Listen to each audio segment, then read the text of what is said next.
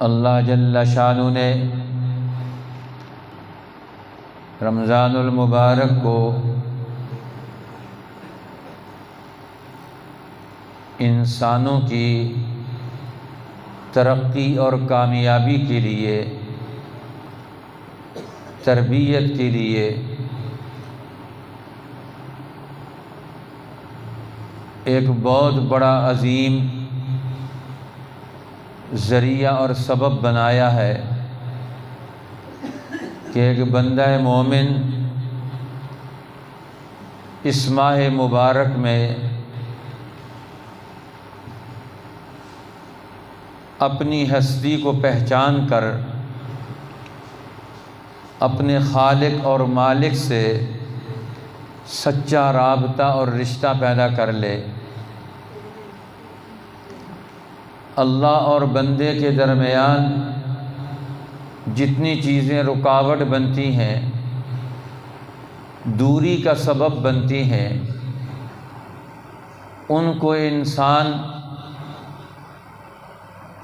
اپنے قابو میں کر لے، کنٹرول میں کر لے، ان کے قابو میں نہ رہے۔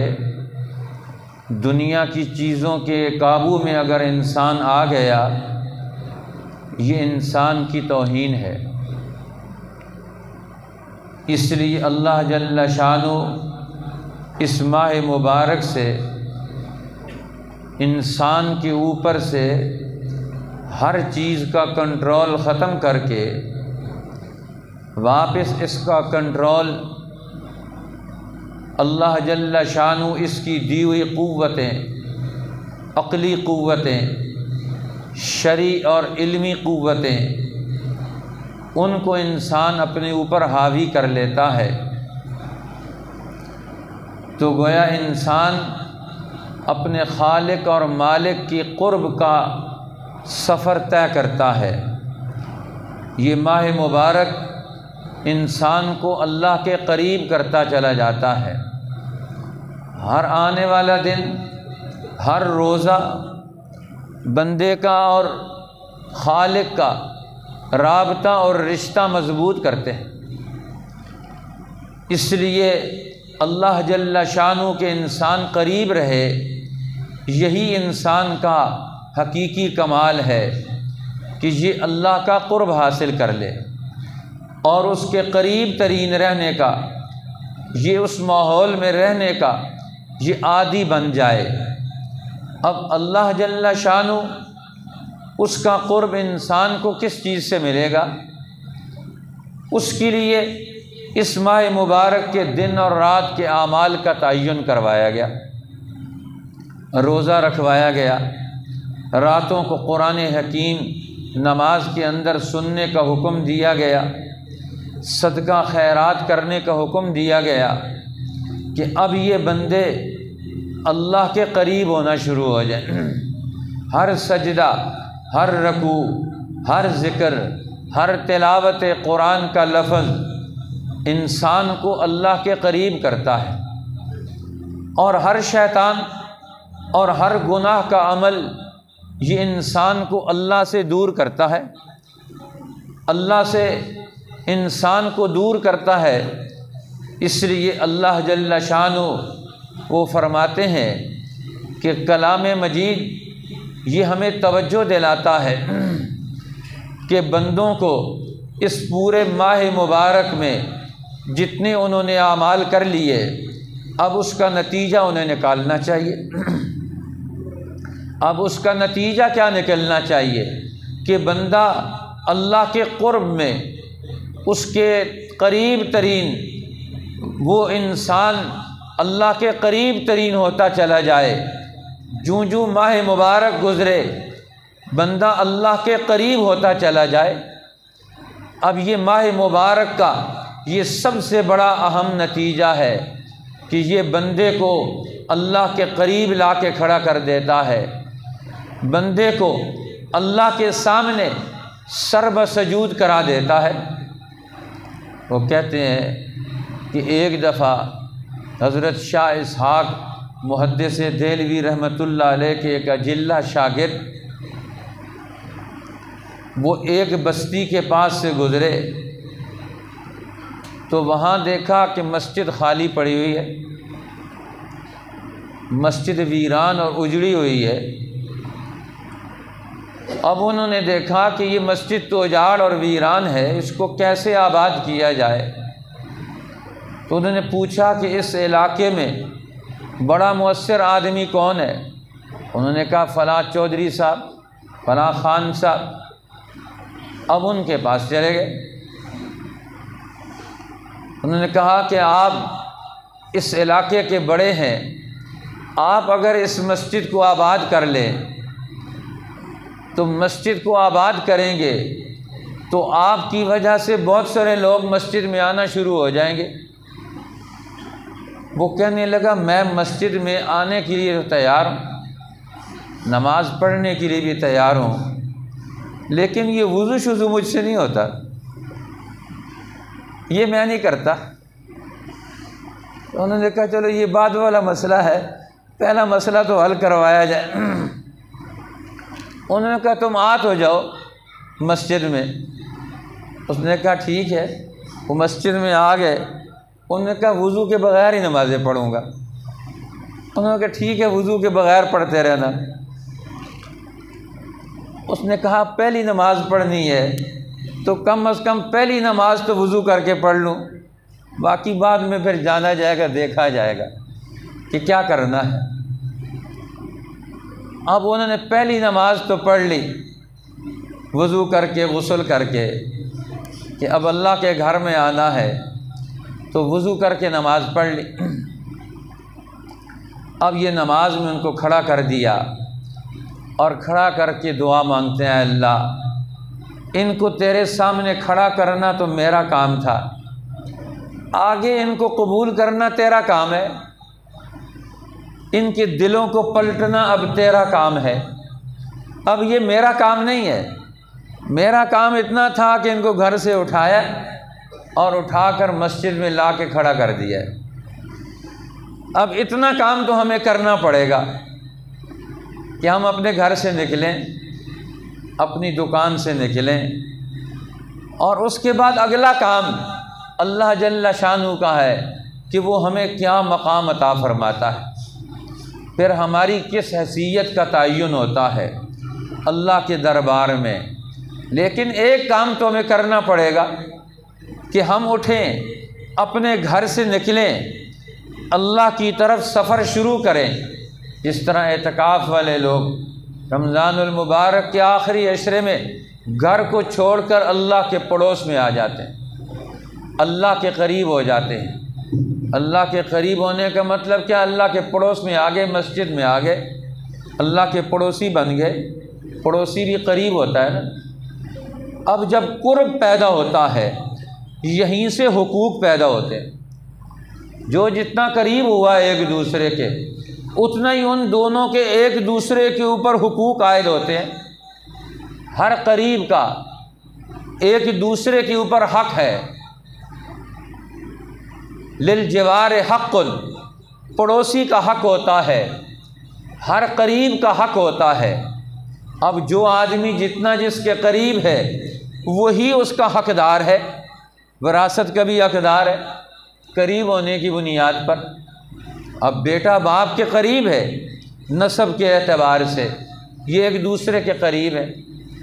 اب جو لوگ ایک گھر میں رہتے ہیں وہ ایک دوسرے کے قریب ہیں، تو قرب کی وجہ سے ان پر ایک دوسرے کے حقوق بھی عائد ہوتے ہیں کہ وہ ایک دوسرے کے قریب ہیں، لہٰذا ان پر ایک دوسرے کا حق بھی عائد ہوتا ہے۔ اب انسان اللہ کے قریب آئے گا تو اب اللہ جل شانہ کا حق بھی اسے پتہ چلے گا، اور اللہ بھی بندے کے حق کو تسلیم کرے گا کہ یہ میرا بندہ میرے قریب آ گیا۔ اب قرب کی کئی نوعیتیں۔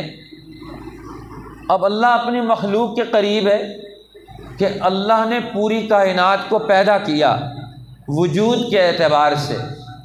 یہ ساری مخلوق، یہ قیوم، یہ ساری مخلوق کو پیدا کرنے والا اللہ ہے۔ اس اعتبار سے ہر مخلوق اللہ کے قریب ہے کہ اللہ نے اسے بنایا۔ اسی طرح ہر مخلوق اللہ کے قریب ہے کہ ہر مخلوق پر اللہ کا علم اور ارادہ حاوی ہے، وہ تاثیر پیدا کرتا ہے۔ کوئی مخلوق بھی اللہ کے علم اور ارادے کے بغیر وہ اپنے وجود کو بھی نہیں رکھ سکتی اور اپنی حرکت بھی قائم نہیں رکھ سکتی۔ اگر اللہ جل شانہ اپنی قرب کا، اپنے اس تعلق کا ہاتھ اٹھا لے تو دنیا میں کوئی چیز نہیں چل سکتی، یہ سب کچھ ٹکرا کے ختم ہو جائے، یہ سب کچھ فنا ہو جائے۔ یہ اللہ کا قرب ہے کہ اللہ کا علم ہے، اللہ کا ارادہ ہے کہ جس نے کائناتوں کو تھاما ہوا ہے۔ اولم یروا الی الطیر مسخرات فی جو السماء ما یمسکہن الا اللہ، کیا وہ دیکھتے نہیں آسمان کی خلاؤں میں ان پرندوں کو کون کنٹرول کر کے رکھتا ہے، وہ نیچے نہیں گرتے، ان کا توازن قائم رہتا ہے، وہ آگے بڑھتے چلے جاتے ہیں۔ یہ اللہ کا قرب ہے۔ اب یہ قرب یہ اللہ کے علم اور ارادے کا قرب ہے جس نے اس کو تھاما ہوا ہے۔ اسی طرح اللہ کے علم اور ارادے کا یہ قرب یہ کائنات کی ہر قوت کو حاصل ہے۔ اسی طرح اللہ جل شانہ کا اگلا قرب وہ انسان کو جو حاصل ہوتا ہے وہ اللہ کے رحمان اور رحیم ہونے کا قرب ہے کہ ہر مخلوق کو اللہ کی رحمت اور اس کی حمایت حاصل ہے۔ اللہ کی رحمت اور اگر حمایت اس سے ہٹ جائے پھر بھی اپنا وجود قائم نہیں رکھ سکتے۔ اس لیے اللہ فرماتے ہیں، حدیث پاک میں آتا ہے کہ اللہ نے 99 رحمتیں بنائیں، 100 رحمتیں بنائیں اور ایک رحمت ساری مخلوق میں تقسیم کر دی، جس کی وجہ سے ہر مخلوق میں سے ہر ماں اپنے بچے کی پرورش کرتی ہے، اس کے لیے وہ قدم اٹھاتی ہے، اس کے لیے مشقتیں اٹھاتی ہے۔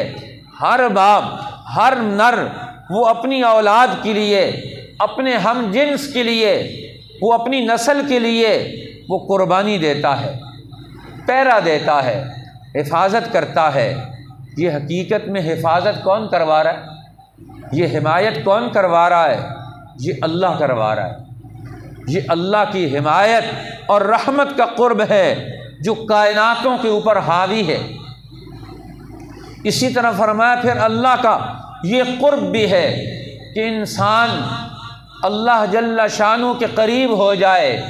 اب یہ قرب کون سا ہے؟ یہ اللہ کی تجلیات کا قرب ہے۔ جب بندہ اللہ کو یاد کرتا ہے تو یہ بندہ اللہ کے قریب ہوتا ہے۔ اب اللہ کی رحمتیں، تجلیات اس پر نازل ہوتی ہیں، اس کا دل اللہ کی رحمتوں کا گھر بن جاتا ہے۔ اب اللہ کی تجلیات اس کے قلب پر نازل ہوتی ہے۔ اب اللہ اس بندے کا جو اللہ کا ذکر دنیا میں کرتا ہے، اللہ اس کا ذکر ملائے اعلیٰ میں کرتا ہے کہ یہ میرا بندہ ہے، یہ دیکھو یہ میرے قریب آ گیا۔ اب میرے قریب آ کر اس نے میری رحمت کا اور میری تجلیات کا حصہ اس نے وصول کر لیا۔ اب اللہ جل شانہ ان بندوں کا تذکرہ اپنی ملائے اعلیٰ کی مجلس میں کرتے ہیں۔ فَاذْكُرُونِي أَذْكُرْكُمْ، تم مجھے یاد کر کے میرے قریب آ جاؤ۔ فَاذْكُرُونِي أَذْكُرْكُمْ، تم مجھے یاد کر کے میرے قریب آ جاؤ۔ أَذْكُرْكُمْ، میں تمہیں یاد کروں گا۔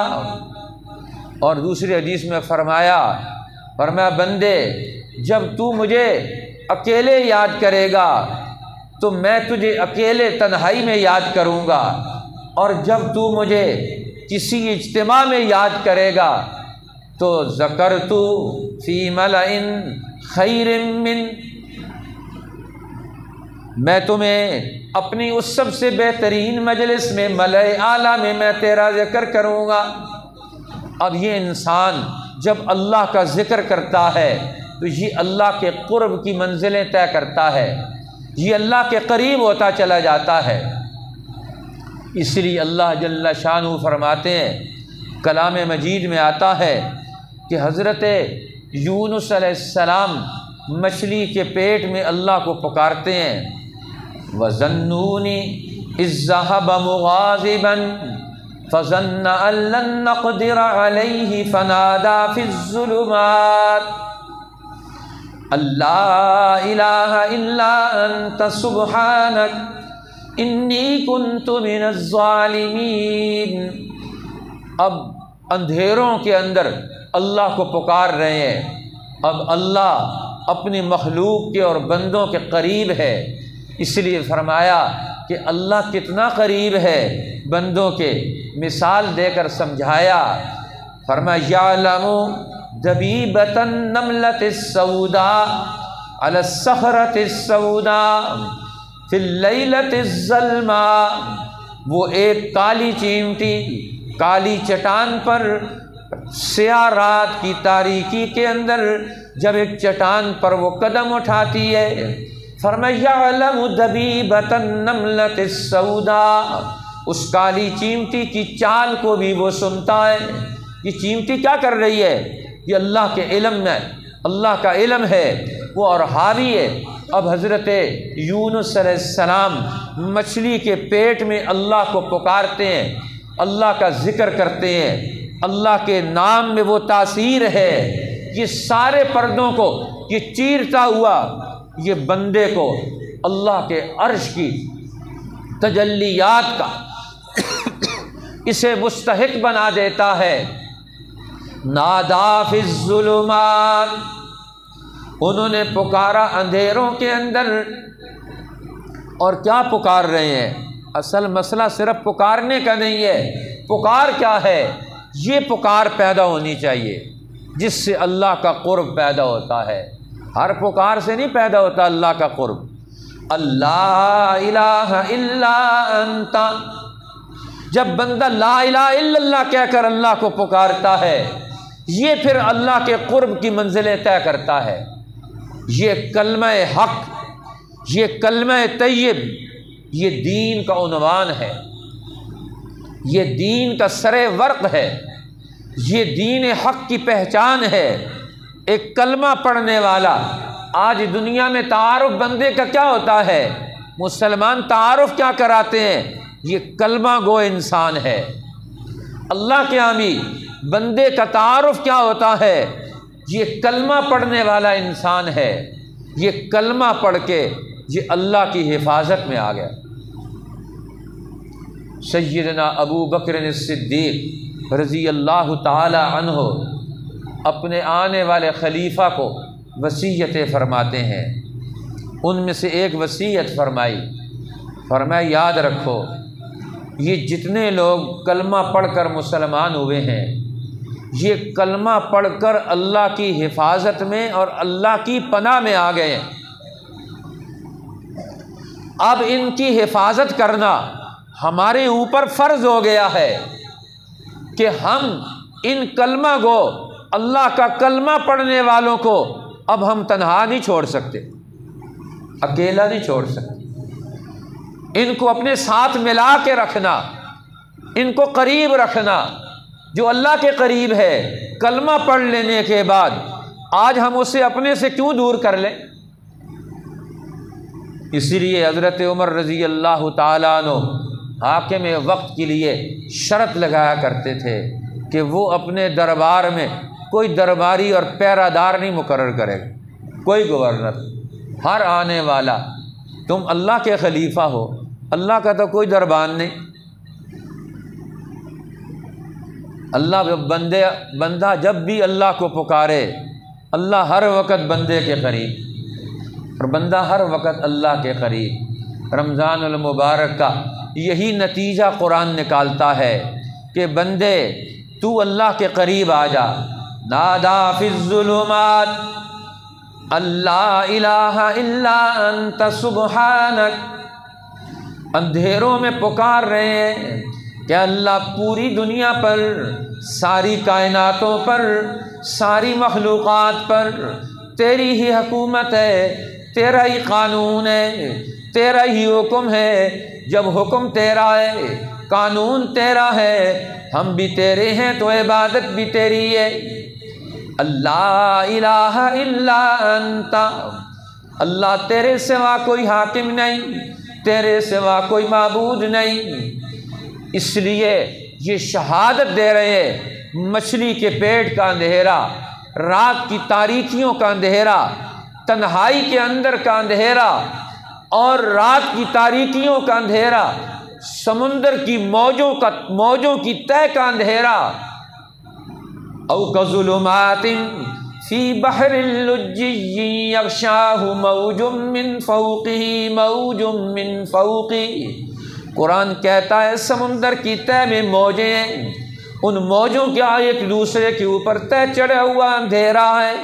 یونس علیہ السلام وہاں سے پکار رہے ہیں، اب یہ پکار عرش تک پہنچتی ہے، عرش کے فرشتے آپس میں گفتگو کرتے ہیں کہ یہ نیچے سے آواز آ رہی ہے، صوت نحیف، ایک بڑی کمزور سی آواز آ رہی ہے، کمزور سی آواز دستک دے رہی ہے اللہ کے عرش پر۔ جب بندہ نیچے لا الہ الا اللہ پڑھتا ہے، اس کی دستک عرش پر پہنچتی ہے، یہ عرش کو ہلا دیتا ہے، یہ کلمہ حق یہ اللہ کے قریب بندے کو کر دیتا ہے۔ بندہ صدق کے دل سے پڑھ کے تو دیکھے، آج ہم غفلت سے بھی نہیں پڑھتے، صدق کے دل سے تو بڑے دور کی بات ہے۔ بچپن میں کلمہ پڑھتے ہیں، اس کے بعد کہتے ہیں کلمے کے لیے وقت ہی کوئی نہیں، نہ پڑھنے کے لیے نہ سمجھنے کے لیے۔ اللہ والے کلمہ پڑھنے اور سمجھنے کے لیے زندگیاں لگا دیتے ہیں اللہ والوں کی صحبت میں، کہ ہمیں کلمے کا تعارف ہو جائے، معرفت آ جائے، پہچان آ جائے۔ صوت نحیف، بڑی کمزور آواز ہے، صوت مألوف، لیکن کانوں میں مانوس آواز ہے، پہلے سے کانوں میں ٹکراتی رہی ہے، اس کو ہم تھوڑا تھوڑا پہچانتے بھی ہیں۔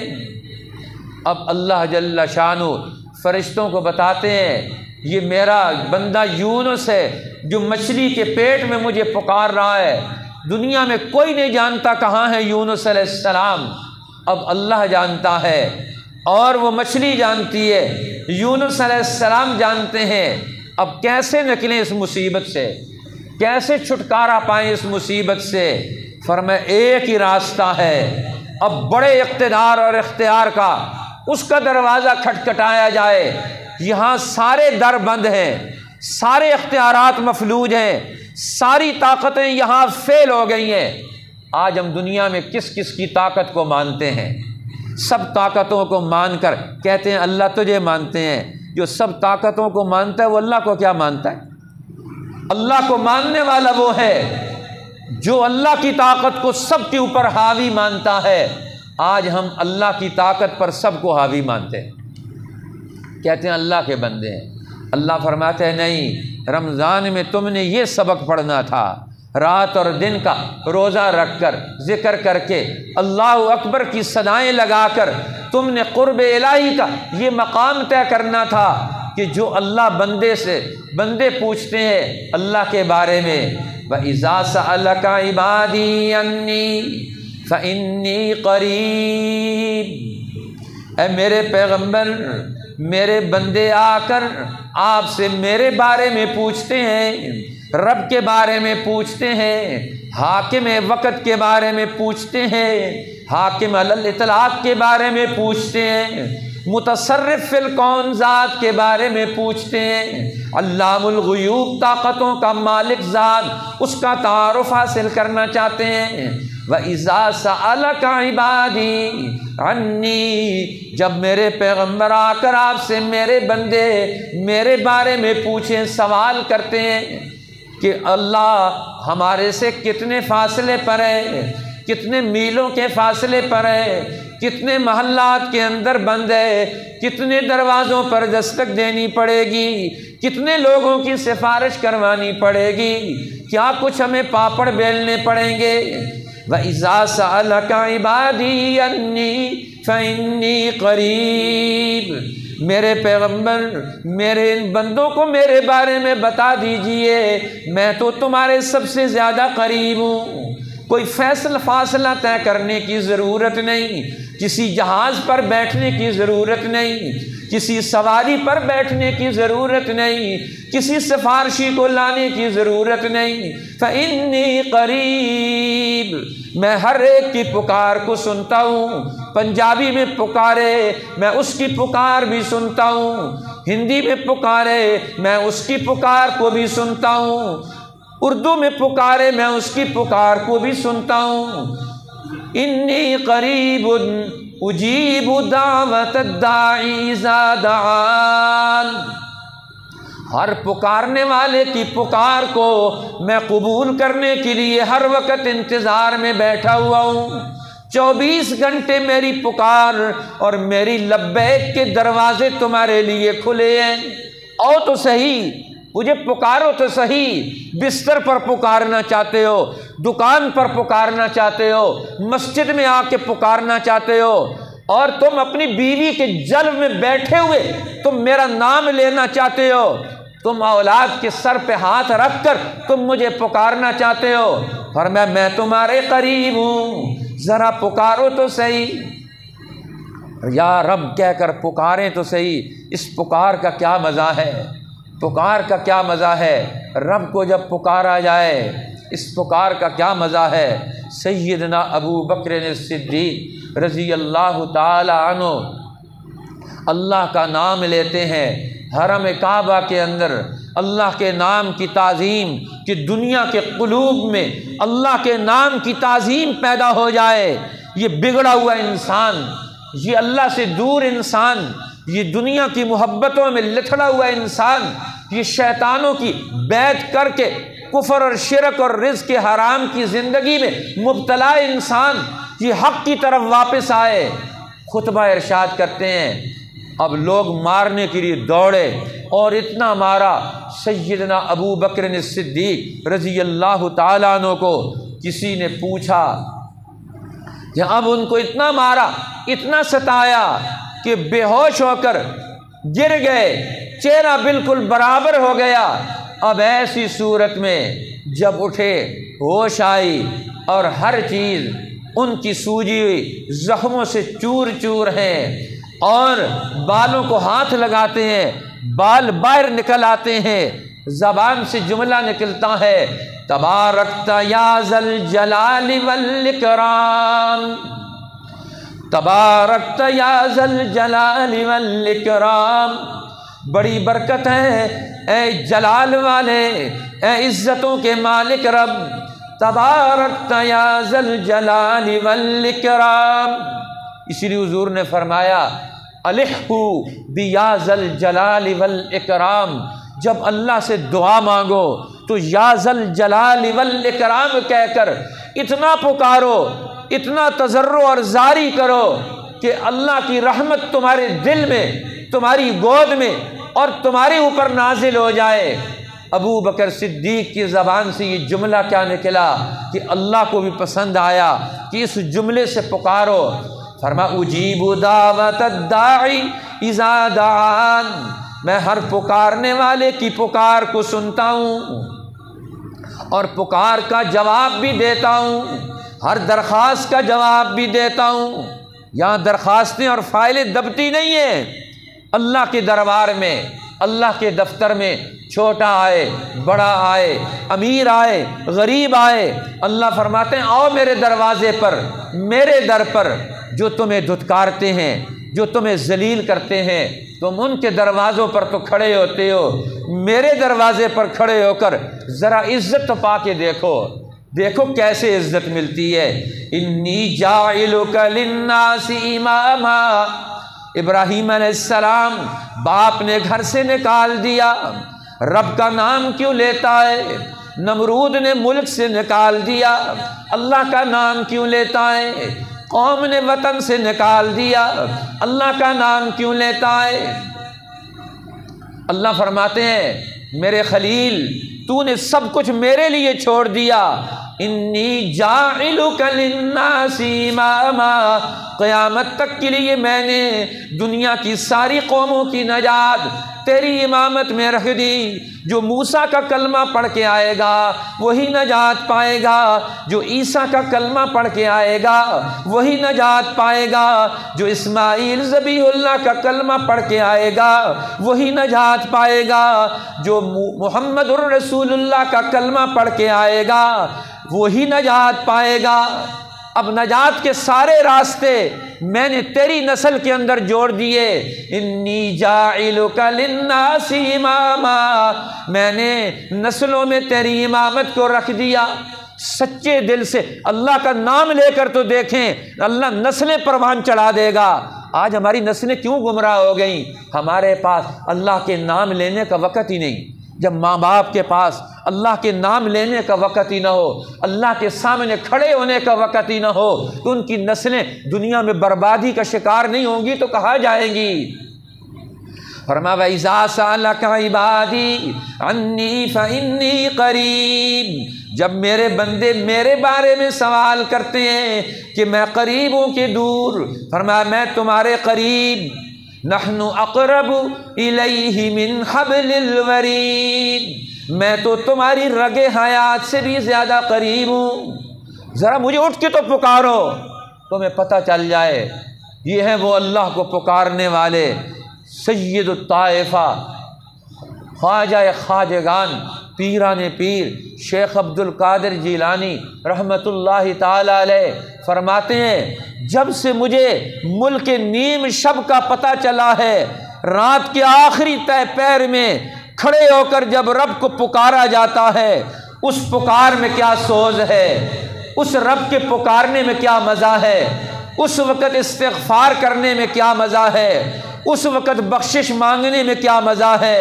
فرمایا ساری دنیا میرے سامنے ہے، میں دنیا کی کسی چیز کو ایک جو کے بدلے میں بھی میں خریدنے کے لیے تیار نہیں ہوں۔ مجھے ملک نیم شب کی قدر پتہ چل گئی کہ آخری شب میں رب کے سامنے کھڑا ہونا کیا طاقت رکھتا ہے، کیا تاثیر رکھتا ہے، کیا اپنے اندر قوت رکھتا ہے۔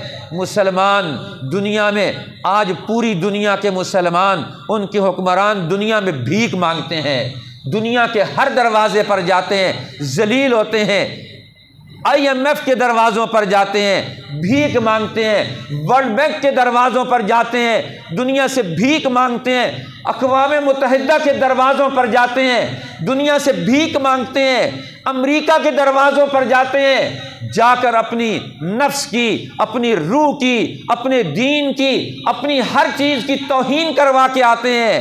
اللہ فرماتے ابھی بھی تمہیں مزہ نہیں آیا، دنیا میں ذلت کا، دنیا کی پستی کا ہر دروازہ کھٹکھٹا کے ذلیل ہو رہے ہو، اور ابھی بھی تم ہماری طرف رجوع کرنے کے لیے تیار نہیں ہو۔ او تو صحیح ذرا اجیب دعوت الداعی، اس غیور ذات کو ذرا پکار کے دیکھو، اس دینے والی ذات کو ذرا پکار کے دیکھو، اس مانگنے کے والوں پر خوش ہونے والے کو ذرا پکار کے دیکھو، وہ کیسے دیتا ہے۔ حضور علیہ السلام مجلس میں بیٹھے ہوئے، ایک آدمی آیا، اللہ کے رسول میری ضرورت ہے، فرمایا اس وقت تو کچھ بھی نہیں پورا کروں۔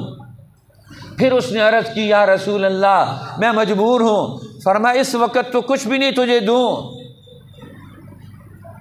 پھر اس نے عرض کی یا رسول اللہ میں مجبور ہوں، فرمایا جاؤ یہ میری چادر لے جاؤ، اس کو گروی رکھ کر اپنی ضرورت پوری کر لو۔ حضرت عمر رضی اللہ تعالیٰ عنہ کہنے لگے یا رسول اللہ آپ کو اللہ نے جس چیز کا مکلف بنایا موجود ہو تو دیں، نہیں ہے تو کیسے دیں؟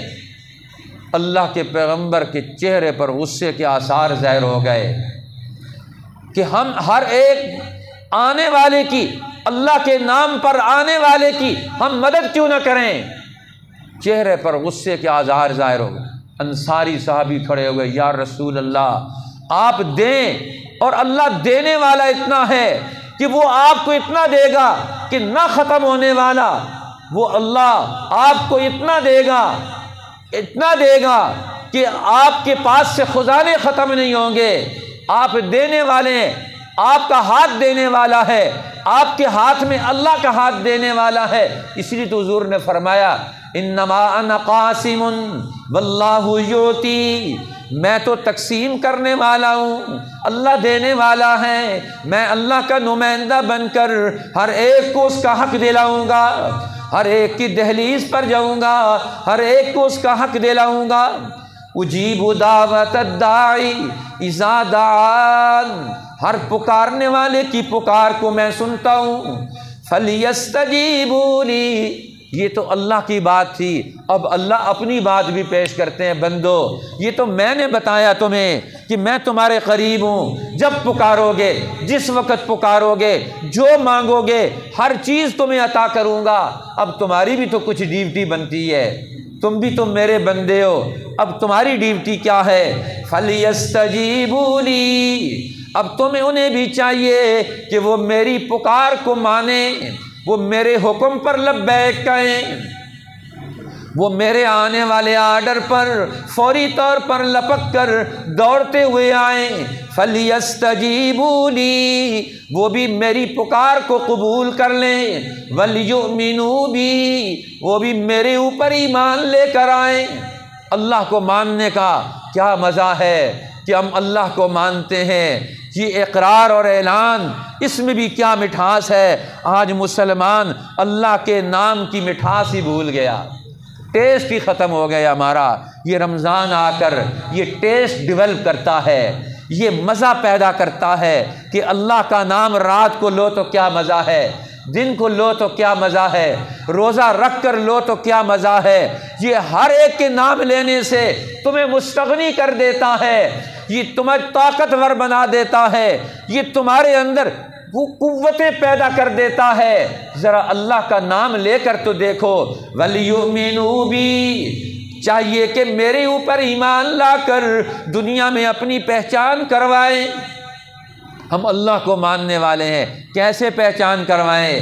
اللہ نے مسجد کی طرف آنے کا حکم دے دیا کہ ہم اللہ کو مانتے ہیں، 5 وقت مسجد میں آئیں گے، ہم اللہ کو مانتے ہیں، زکوٰۃ ادا کریں گے، ہم اللہ کو مانتے ہیں، یتیم کا حق ادا کریں گے، ہم اللہ کو مانتے ہیں، عدل قائم کریں گے، ہم اللہ کو مانتے ہیں، ہم دنیا میں سر سجدے میں رکھ کر اللہ کی تعظیم کا حق ادا کریں گے۔ آج مسلمان کی زندگی اللہ کے نام سے خالی ہو گئی۔ اللہ ہمیں واپسی نصیب فرما دے۔ فرمایا یہ رمضان المبارک کا حاصل کیا ہے؟ انسان اللہ کی مناجات کا یہ مرتبہ طے کر لے کہ بندہ تنہائی میں اللہ کو پکار رہا ہو اور اللہ بندے کی طرف متوجہ ہو جائے، یہ مناجات کا مقام پیدا ہو جائے، یہ انسان کو حاصل ہو جائے کہ اب انسان اللہ کو پکارے۔ اس لیے جب اللہ کو پکارتا ہے، حضرت زکریا علیہ السلام کہتے ہیں نجیہ، آہستہ آہستہ اللہ کو پکارے، یہ مناجات کا مقام یہ رمضان دلانا چاہتا ہے۔ ذکر رحمت ربک عبدہ زکریا، ذرا یاد کریں اپنے رب کی رحمت کو جو اللہ نے اپنی رحمت اپنے بندے زکریا علیہ السلام کو عطا کی۔ اذ نادى ربہ نداء خفیا، جب وہ اپنے رب کو آہستہ آہستہ آواز میں پکار رہے تھے، کسی کو پتہ نہیں کہ رب کو پکار رہے ہیں۔ قال رب انی وہن العظم منی واشتعل الرأس شیبا، اے اللہ ہڈیاں بوڑھی ہو گئیں، بال سفید ہو گئے، 80 سال کی عمر کو پہنچ گیا، ظاہری اسباب ختم ہو گئے جو درخواست پیش کرنے لگا ہوں اس کے۔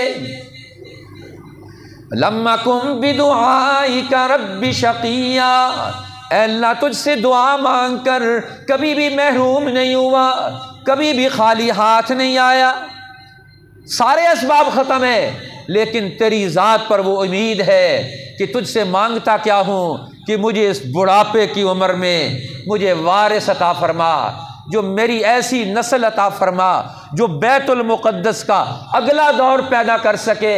یرثنی و یرث من آل یعقوب، آل یعقوب کا وارث عطا فرما دے۔ اب یہ دعا مانگ رہے ہیں، اللہ فرماتے ہیں ہم نے دعا قبول کر لی، خوشخبری بھی سنا دی۔ اللہ کو مانگنے کا طریقہ اور سلیقہ یہ رمضان بتاتا ہے۔ نماز پڑھ کے، روزہ رکھ کے، صدقہ خیرات کر کے، 20 رکعت تراویح پڑھ کے، گڑ گڑا کر، سجدوں میں سر رکھ کر جب یہ انسان مرتبہ طے کر لیتا ہے، اب اللہ کہتے ہیں بندے بتا کیا مانگنا چاہتا ہے۔ رمضان کی آخری راتیں اللہ سے مانگنے والی ہے۔ جو آج مسلمان بازاروں میں گزارتا ہے، گلیوں میں گزارتا ہے، جو آج کا مسلمان غفلت میں گزارتا ہے، یہ آخری راتیں اللہ سے لینے والی ہیں، اور یہ ہم اللہ سے دور ہیں۔ اللہ ہمیں اپنے قریب اور زیادہ قرب کا وہ مقام عطا فرمائے۔ غفلت کو ہم ختم کریں، اپنی زندگی کو اللہ کے حکم سے جوڑ کر یہ اللہ کا قرب جو عبادت کی شکل میں ہے، اللہ ہمیں یہ قرب نصیب فرما دے، اس پر فخر عطا فرمائے، اس پر استقامت عطا فرمائے، زندگی بھی اسی قرب اور عبادت پر ہو، موت بھی اسی قرب اور عبادت پر ہو۔ حتی اتاک الیقین وَاعْبُدْ رَبَّكَ حَتَّى يَأْتِيَكَ الْيَقِينُ۔ اپنے رب کی ایسی عبادت کر کہ آخری مرحلہ بھی تیری عبادت کا اس یقین پر، موت کا مرحلہ بھی اللہ کی عبادت پر آ جائے، موت بھی عبادت بن جائے، زندگی بھی عبادت بن جائے۔ یہ دعا کرنی ہے، یہ دعا سیکھنی ہے۔ آج مسلمان دعا کرنا بھی بھول گئے، دعا مانگنا بھی بھول گئے۔ اللہ ہمیں نصیب فرما دے، اللہ ہمیں وہ دعا اور وہ مانگنا عطا فرما دے جس سے ہماری جھولیاں بھر جائیں، ہمارے دل بھر جائیں، اس کی حکمت اور عطا سے ہماری زندگیاں بھر جائیں، ہماری محرومیاں ختم ہو جائیں، ہم اسی کے بندے بن جائیں۔ اللہ ہمیں مقام دعا وہ نصیب فرما دے۔ وآخر دعوانا